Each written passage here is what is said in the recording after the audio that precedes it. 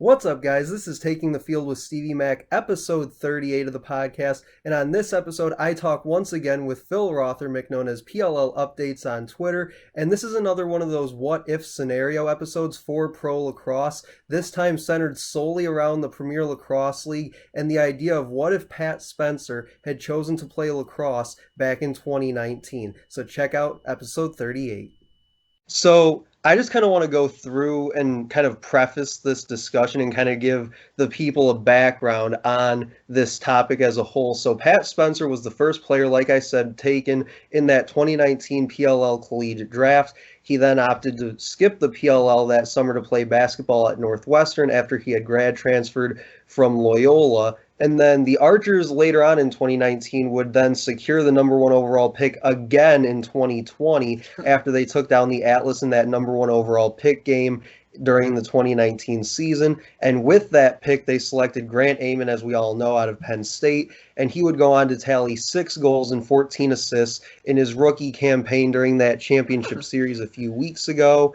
So really, my question for you and the question of this whole episode is, what would have happened with all that I just said from when he was drafted back in 2019 until now? What would have happened if Pat Spencer had opted into playing in the PLL back in 2019? Well, first, I just want to say, what are the odds that the Archers get the number one pick again and draft an unbelievable attackman? Like, it is almost funny how they got that sort of redemption after losing that first pick. However, you know, when you think about Pat Spencer, you think of a guy that had it all. I mean, he's a big body guy, but he still figures out ways to make these finesse moves at the same time, you know. So if he did go to the Archers, it would have been amazing to see how their team clicked differently from the get-go. You know, they have, as we all know, Holman and Manny on the wings. They had some different things changing at X, and they did okay that first year at X. However, if they had Pat Spencer, they would have already had that piece, and they would have had that attack unit done, set in stone. So if you have Pat Spencer there and they're killing it, they certainly, in my opinion, would have done even better throughout that first season. But that aside, you know, you get to season number 2. And if you have Pat Spencer, there's not really a need to draft Grant Ament, right? So then you start to wonder, who would they have drafted? How far would Grant have slid? Who would have drafted Grant? So it's a thing that would have not just affected the Archers and think wow, the Archers would have been so much better. That's so fun to think about. It would have affected the entire league. And we would see different players on different teams right now. And it would be kind of it is kind of fun to think about those players and where they might have ended up. But yeah, I mean, at the end of the day, it would have sent shockwaves throughout the whole thing. Yeah, and you pretty much hit every one of my points, but, you know, I had here that Archers probably wouldn't get the number one overall pick like you mentioned in 2020. That pick would likely then go, in my mind at least, to the Atlas. And I feel like for them, their strategy wouldn't have been too much different than what they did. I think that they still would have selected Brian Costabile, but they would have taken him in this case number 1 versus number 2, where they actually ended up taking him. And I think, like you mentioned, the biggest thing is that with Pat Spencer already there as their ex-attackman, there's no need for Amon, so they probably wouldn't select him in that first round with that pick. But I think more interesting than that is, and I think you kind of touched on this too, is that with Pat Spencer, they probably don't end up with one of those top 3 or 4 picks. They probably maybe get as high as 4, probably somewhere in like that 5 range. And I think that by then, a guy like Grant Amon's already off the board. So either way you look at it, they probably still don't end up with him, even though, like you said, there probably isn't that real necessity for him anymore given this situation.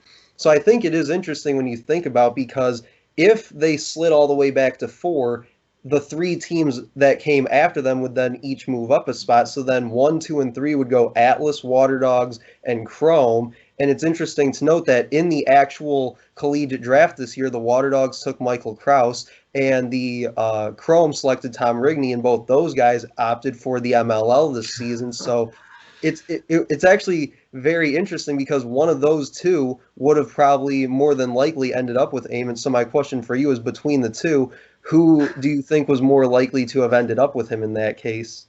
Right. It's that's that's a tough one on me. There's if I had to say something, I might go with the Water Dogs.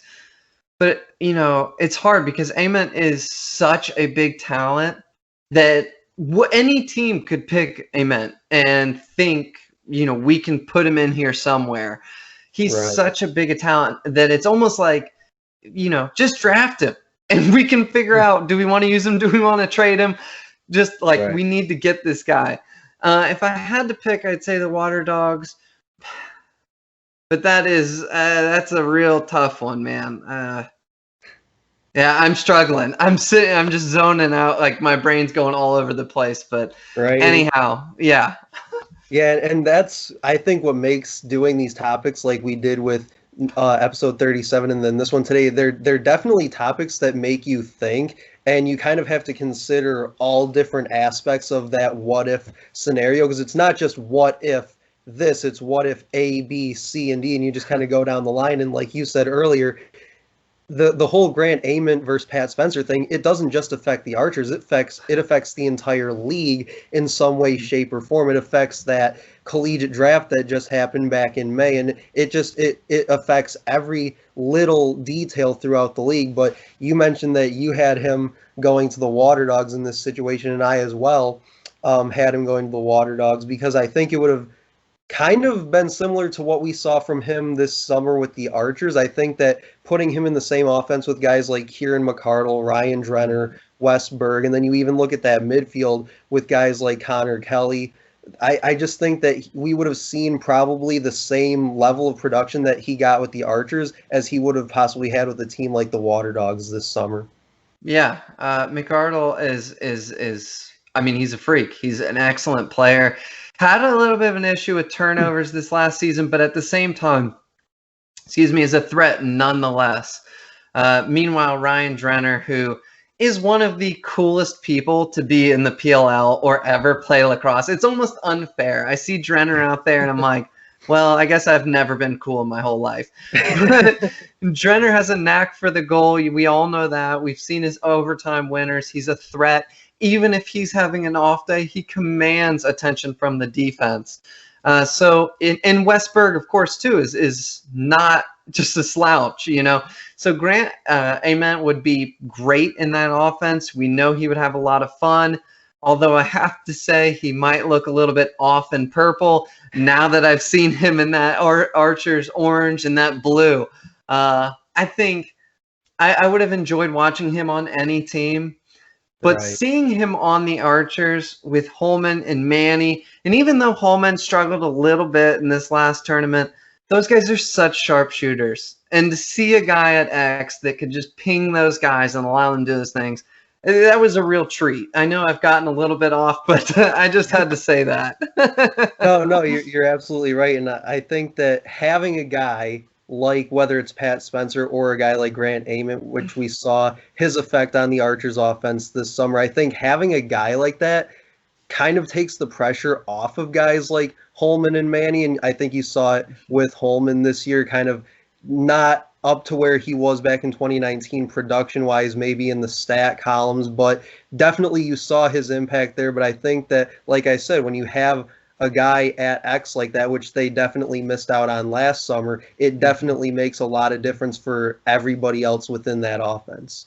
Totally. And, that was definitely a tough break for the Archers. I think everyone kind of assumed he was going to go play basketball, but at the same time, you can't pass on him and take someone else, and then he decides he wants to play lacrosse and was a total obvious number one pick. So Yeah. as the Archers, you were really kind of stuck there. We kind of have to pick him, even though we think he might not even be here.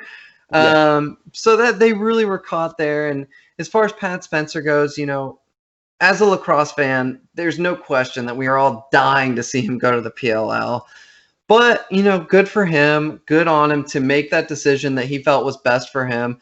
It's my understanding now he's going overseas to play some basketball, and a part of me wants to wish him well, and a part of me wants to say, hope it doesn't go great. We'll see you in lacrosse next season. But, whatever it is, he's a freak athlete. He's going to be better than you or I at any sport he wants to play. So I hope he does well. I mean, seriously. Yeah, absolutely. I definitely think that someday we will see him in the PLL, whatever team he ends up being on, possibly as a part of that entry draft that they have there at the PLL. But I think really, whichever way you go, you're not going wrong with either Pat Spencer or Grant Amon. Like, we'd be lucky to have either of those guys in the PLL, let alone both of them possibly sometime here in the future. But that'll pretty much do it for this episode. We covered a lot as far as this whole what if scenario with Pat Spencer versus Grant Amon and everything that kind of goes down the line with that. But it's been a lot of fun covering these last two topics with you here on the podcast. But that'll do it for episode 38. Make sure to check out Taking the Field with Stevie Mac on YouTube, SoundCloud, and Podchaser. And Phil, once again, thanks for joining me. We'll have to get you back on soon. Thanks so much, brother. Love being here, and I'll look forward to next time. Yep. All right. See you guys later.